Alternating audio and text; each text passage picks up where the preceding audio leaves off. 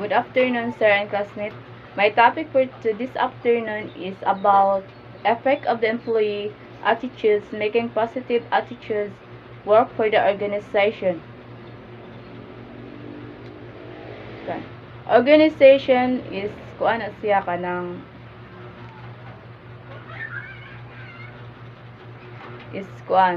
group of people nga naay tumong or tuyo aron sa paglambo. What is the effect attitudes making positive attitudes work for the organization?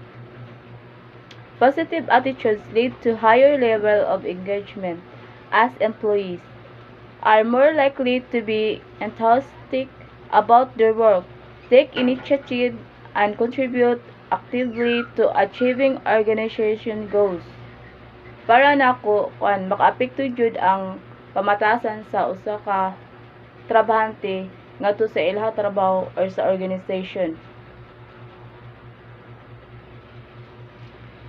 Advantages. Employees with positive attributes are often more motivated, engaged, and productive in their roles, leading to higher overall output and efficiency. Better employee retention. Positive attitudes contribute to higher job satisfaction and lower turnover rates, saving the organization time and resources associated with hiring and training new employees.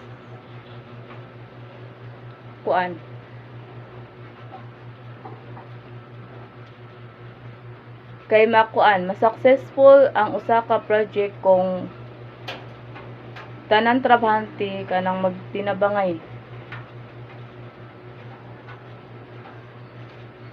ug ang positibo nga kinaiya makatampo sa mas taas nga katagbawan sa trabaho ug ubos nga turnover rate, makadangginot sa oras ug makapangunahan sa organization, makiguban sa pagkuha o pagbansay sa mga bag-ong empleyado.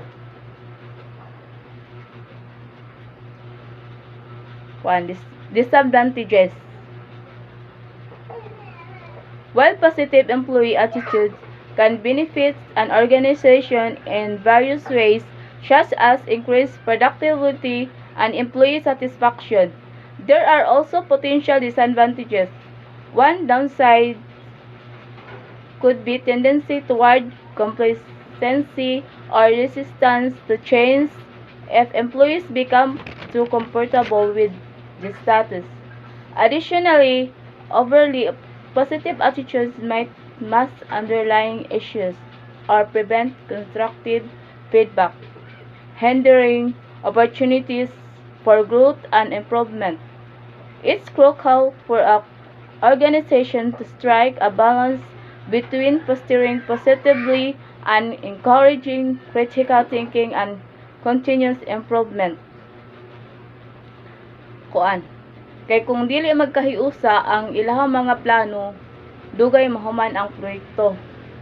Napay mga possibilities nga mapalpak ang trabaho.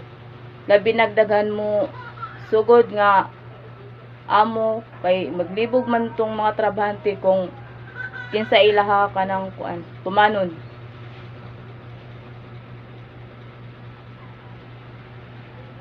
In short, kanang di mas successful ang ilaha proyekto kay mapalpak man to. What is the effect of the employee attitudes making positive attitudes work for the organization?